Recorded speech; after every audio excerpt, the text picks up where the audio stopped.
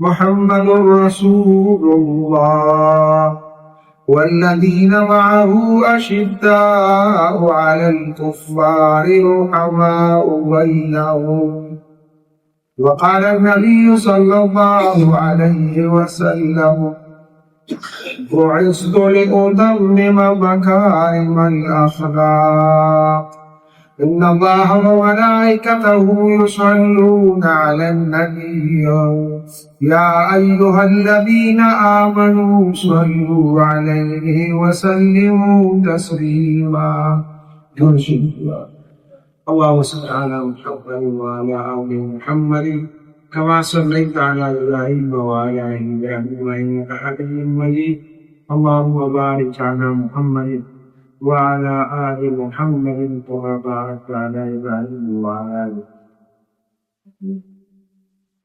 إذن مسلمان ما استعجل الله من مبالغه وأولئك الفاظ والبيغمبر عليه الصلاة والسلام وبخبروا حديث ولو حديث للاوته لا لقد دربار کی سوال چې الله پاک باندې صحیح اعلان کوي تاسو صحیح او وګورئ ما ته تاسو نو ټول انسان باندې رحمت کوي دلته دا میاشت د ربیع الاول شروع شوې ده. دې میاشتې د پیغمبر علیه الصلاة والسلام پیدایش شوې. د علماو دا تحقیق دی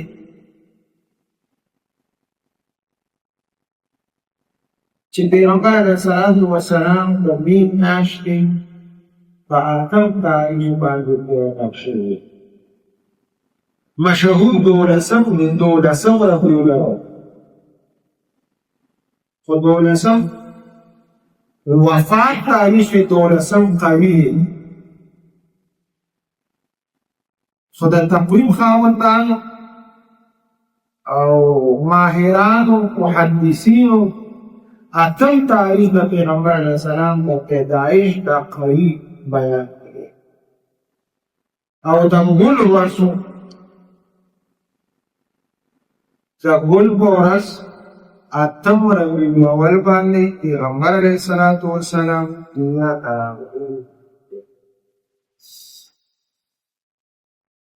د پیغمبر علیه السلام راتلو سره په دنیا کې یو انقلاب راغی. کفر و شرک و عیسی علیه السلام زمانه ډیره تیره شوې وه، هغه چې الله اسمان ته خېږولی دی وروستو ډیره زمانه تیره شوه او هغې کې خلکو بتپرستي شروع کړه، شرک یې شروع کړو. عیسی علیه السلام چې کوم تعلیمات وو هغه د خلکو نه هېر شوي، نو بتپرستي شروع کړه. دغه وخت په معاشره کې نفرتونه او دشمنۍ کور په کور باندې جګړې وې، ګناه ماتې به خلکو فخر کو، د زنا اډې یې جوړې کړې وې، د شرابو پټۍ وې، خلک به تلل او شراب ګونګلم څښئ، قتل و غارت و زناګانې وې، غلې او ډاکې وې په لارو کوڅو کې. دغه د خلکو عام معمول جوړ شوی. پیغمبر علیه الصلاة والسلام چې راغی نو یو اثر خو د هغه په دنیای کفر باندې و او هغه څه نشو بیانو، خو د پیغمبر علیه السلام د راتلو نه مخکې الله پاک څه داسې کارونه داسې وکړل. د پیغمبر علیه الصلاة والسلام نور آدم علیه السلام کې الله خودی و د هغه حضرت شیس علیه السلام ته منتقل کړ. داسې رسېده داسې را روانه وه. ابراهیم علیه السلام ته د پیغمبر علیه السلام هغه نور را منتقل شو. بیا هغه اسماعیل علیه السلام ته چې د هغه زوی و هغه ته منتقل شو. پیغمبر علیه السلام چې راغلی دی د اسماعیل علیه السلام په خاندان کې راغلی. نو دا نور الله پاک په دې اخر وخت کې عبدالمطلب صاحب چې د پیغمبر علیه السلام نیکه هغه ته رامنتقل کړ.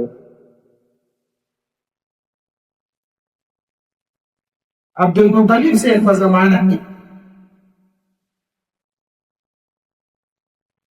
د دې بیت الله خلاف په یمن کې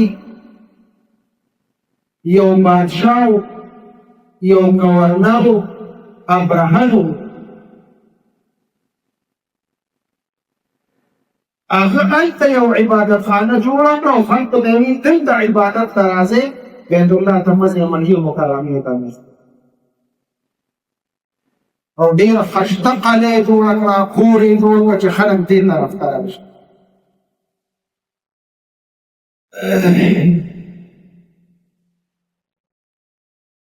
د مدینه څوکۍ وو هغه ګندګي یې پکې وکړه ولا هغه جومات کې هغه عبادت خانه کې او هغه یې ګنده کړه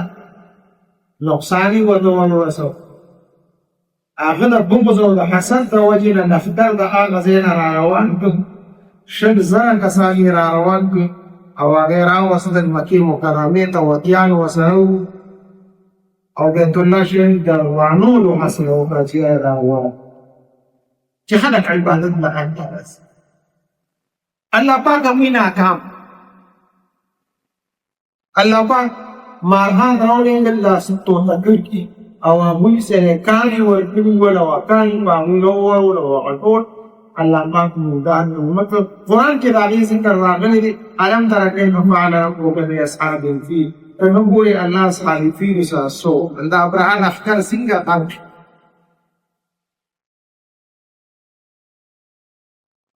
دغه واقعه چې وشوه ابو طالب صاحب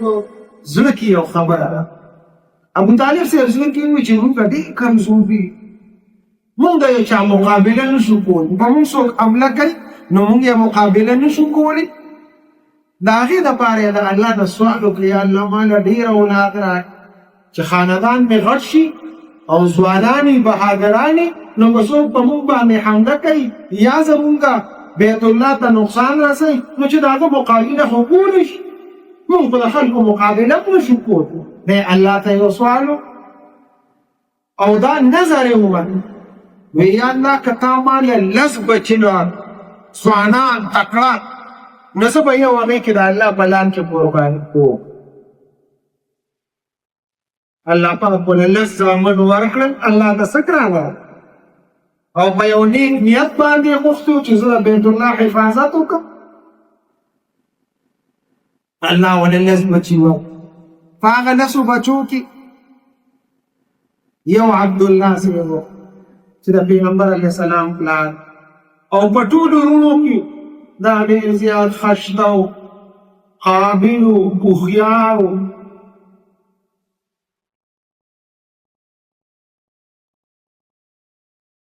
عبدالمطلب صاحب دې زه نظر پوره کړو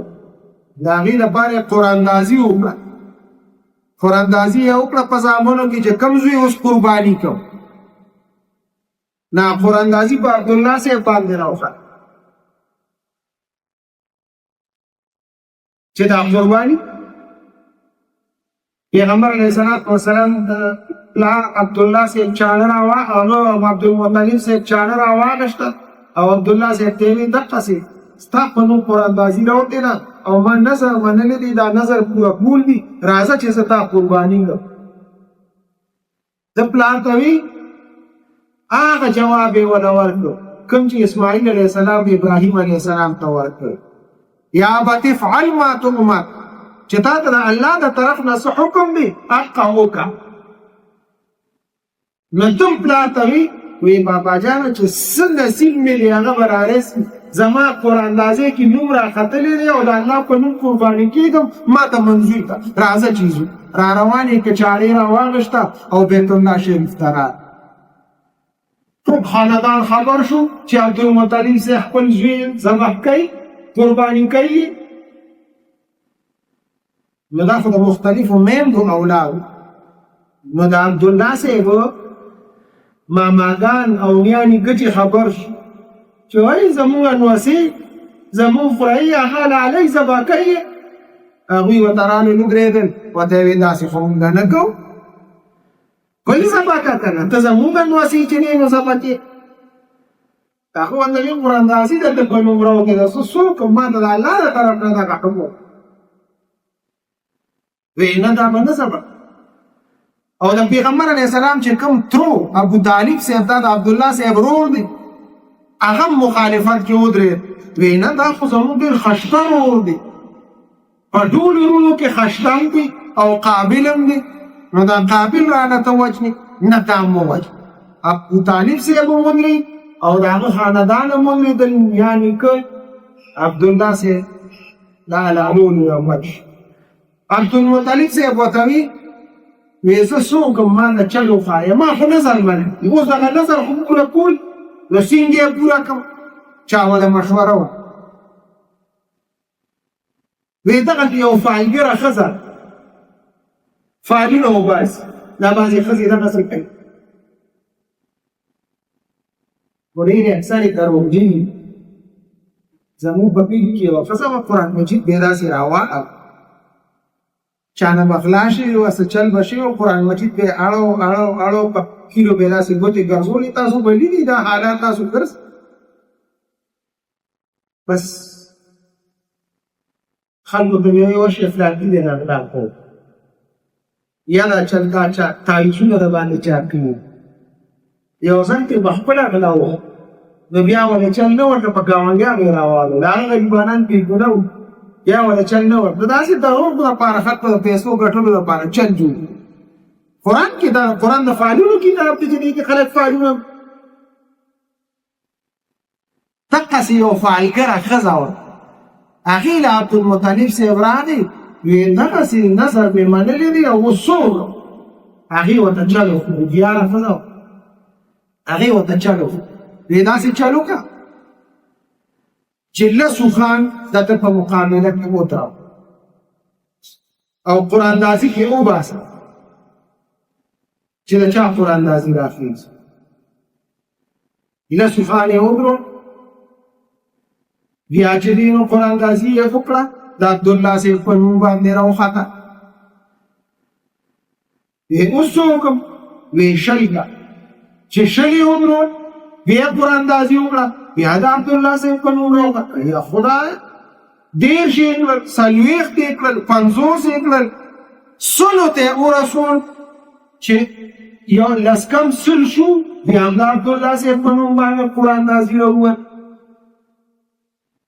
آخره کې چې سلو خان یې ودرول د عبدالله صاحب په مقابله کې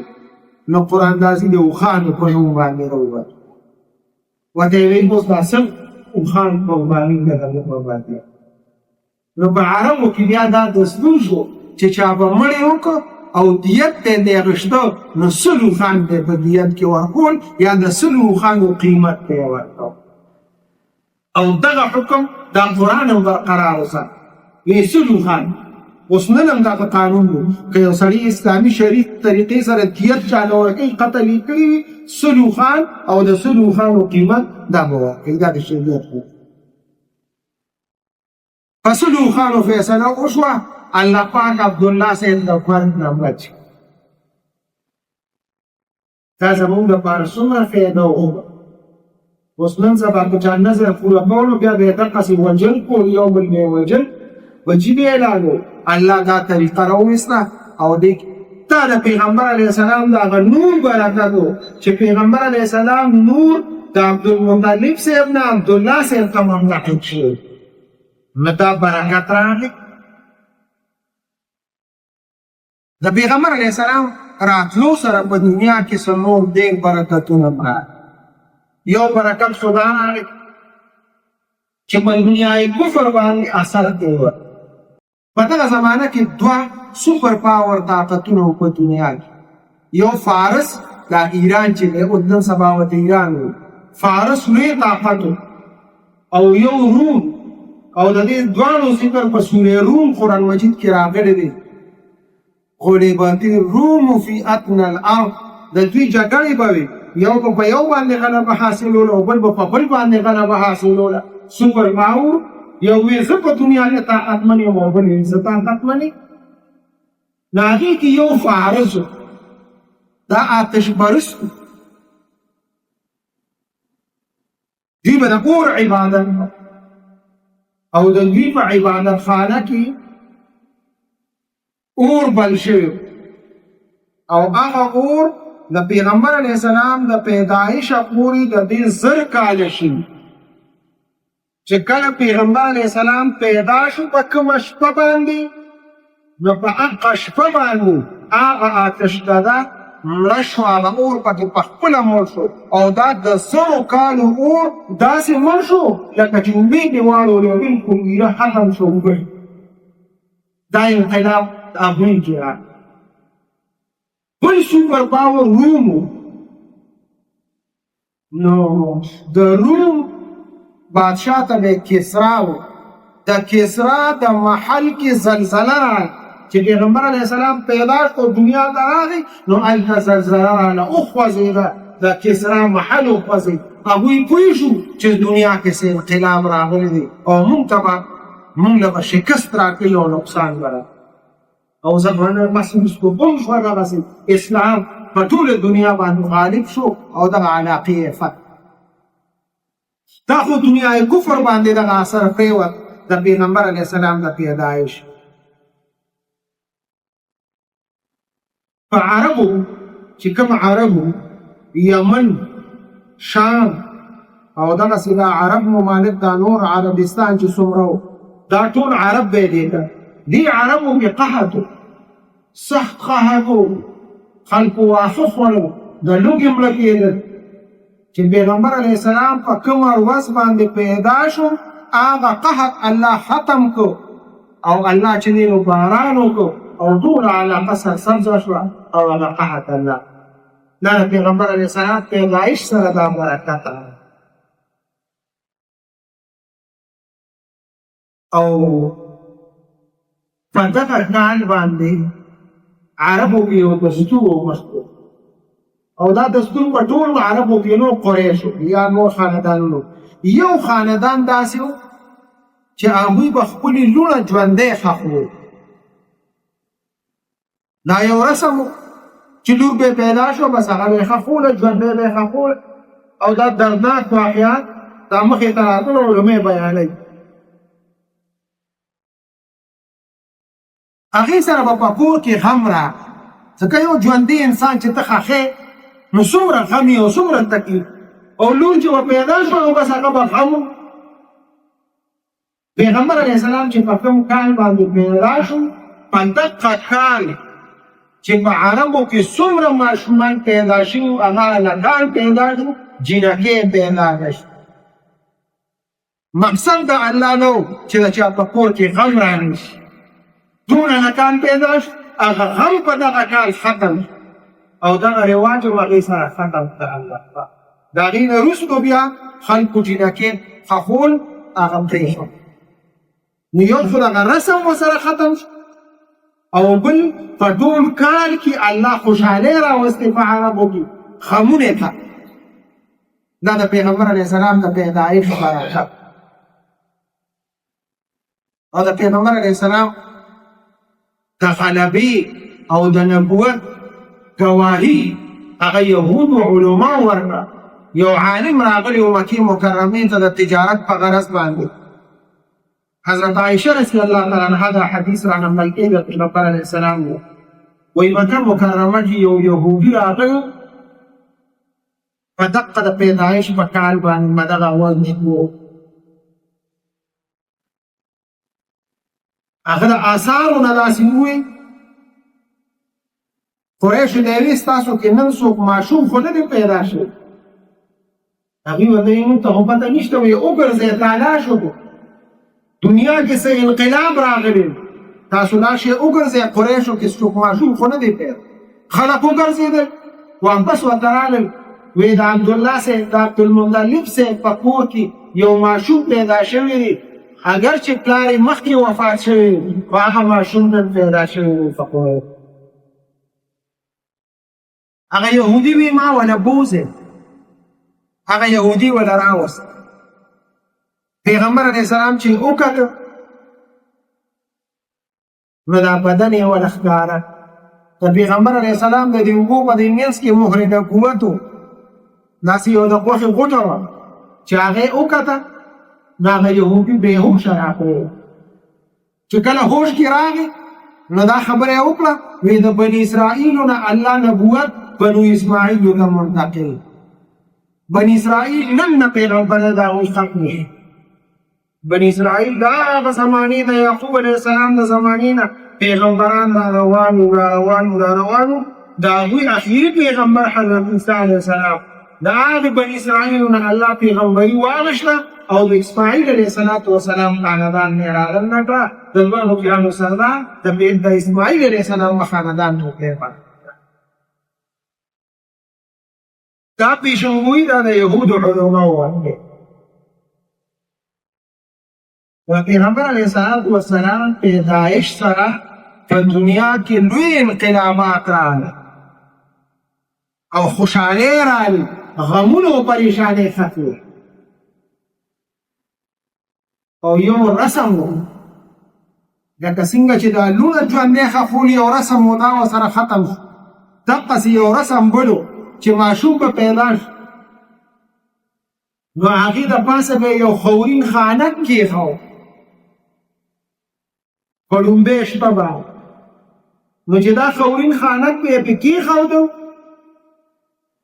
او سهار به یې بیا اوچت نو دوی به وی دا د بدو روحونو نه محفوظ شو. اوس په ده باندې بد روحونه د جناتو او د سحر او د جادو وغیره اثر به په ده نه کېږي. نو دا یو رسم و چې خانک خورین خانک به یې په ماشوم باندې ایښوده. پیغمبر علیه السلام چې پیدا شو نو په ده باندې به خورین خانک کېښود. نو چې سهار شو نو چې دوی رانل آمینه بیبي او نور خلک د کور رانل ویې کتل هغه خانک ترې لرې کړو. هغه رسم هغه د دوی ختم شو چې نه دې سره بد روحونه او یا دا څیزونه دا هسې ستاسو اوهام دي، دا حقیقت پکې هېڅ نه دي. نو هغه رسم د پیغمبر علیه السلام عزتمندو دنیا کې انقلابات راغلل د پیغمبر علیه السلام راتلو سره خوشحالۍ راغله. په دې میاشت کې د پیغمبر علیه السلام دا سیرت بیانېږي. دا د دې مقصد دپاره بیانېږي چې موږ رسمونه او رواجونه ختم لکه څنګه چې رسمونه د پیغمبر علیه السلام راتلو سره هلته ختم شوي دي چې دقسې موږ هم رسمونه ختم رواجونه ختم کړو. د پیغمبر علیه السلام کوم سنت طریقې دي هغه موږ خپل زما پیغمبر و جومات ته به راغی، جومات کې هغه څنګه ژوند تېر کړی، کور کې هغه ژوند تېر کړی دی، بیبیانو سره بچو سره څنګه ژوند دی بیبیانو سره تېر کړی، د مینې او د محبت د شفقت ژوند دی بچو سره او ښځو سره تېر کړی چې موږ د هغه په شان ژوند کور کې تېر.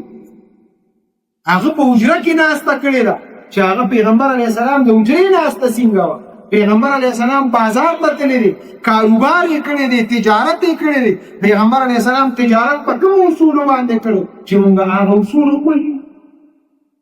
رسمونه رواجونه نه، غم پې راغلی دی، ښادي پې راغلی ده، هر قسمه حالات پې راغلي دي. دغه حالات په دې دنیا کې په موږ باندې راځي چې وګورو د پیغمبر طریقه باندې څه وه او په هغه طریقو باندې وکړو.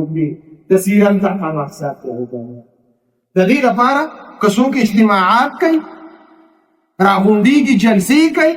سیرت النبي کانفرنسونه کوي، یا جوماتونو کې دا د موږ راغونډ یو د پیغمبر علیه السلام سیرت بیانوو، دا یو ښه عمل دی. او که نه موږ بازارونو کې جلوسونه وباسو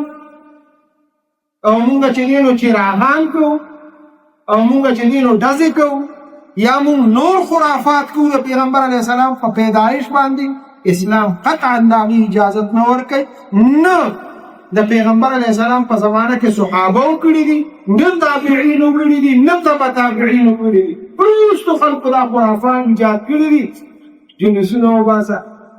او دا د دې شیعهګانو مقابله کې دوی دا جلوسونه وباسي. دا بعضې خلک په دې ربیع الاول کې جلوسونه وباسي په بازارونو، دا د دې شیعهګانو سره مقابله کوي. نو چې موږ هغوی ته غلط وایو چې هلته عبادت بازار ته مه راوړو، نو بیا موږ ولې په بازار کې عبادت؟ د عبادت دپاره الله موږ له کورونه جوړ کړي، دا عبادتونه جوړ کړي، عبادتګاهونه جوړ کړي، دلته به موږ عبادت کوو. په بازارونو موږ عبادت نه کېږي چې موږ جلوسونه خلکو ته تکلیف ورکوو. دا 14 اګست دا موږ مناوو په دا روغونه ټول بند. پروس کال د دغې کال نه یې وجې چې خو د هغه لور په امبولانس کې پرته وه او دقه 14 اګست د وجې نه دا ټول روغونه بلا پلار می چې دی وفات شو هسپتال ته ورسېد د دې ذموار به څوک دا چې دا روډونه بند شي او موږ به جلوسونه او یا دا جرګې او دا سیمونه موږ په روډونو کې کوو نو دا موږ انسانیت سره ښېګڼه وکړه چې انسانیت سره ظلم موږ ظلم کوو انسانیت سره خلکو ته تکلیف رسوو نو که هغه کافر رسوي نو هغه هم ظلم دی او که موږ مسلمانان هغه کوو نو هغه هم ظلم دی نو دغه روایتونه دي رسمونه دي دا منلو د پیغمبر علیه السلام باندې به درود شریف دی وایي دې میاشت کې پیغمبر علیه السلام ژوند به زده کوو چې پیغمبر علیه السلام ژوند څنګه دا روانې جمعو کې به انشاءالله د پیغمبر علیه السلام ژوند بیانوي الله دې موږ ټولو نه د عمل کولو توفیق اللهم صل على محمد وعلى ال محمد كما صليت على ابراهيم وعلى ال ابراهيم پیغمبر علیہ السلام سنت طریقے دی اللہ سن جو کراو اللہ نے سن جو پیغمبر او صحابه کرام په نقش قدم باندې مردگان د اسلام دی الله زموږ هو بس ایمانانو ته الله شفا حاصل چې شری حاجات الله کو شری حاجات زموږ پورو سنت کا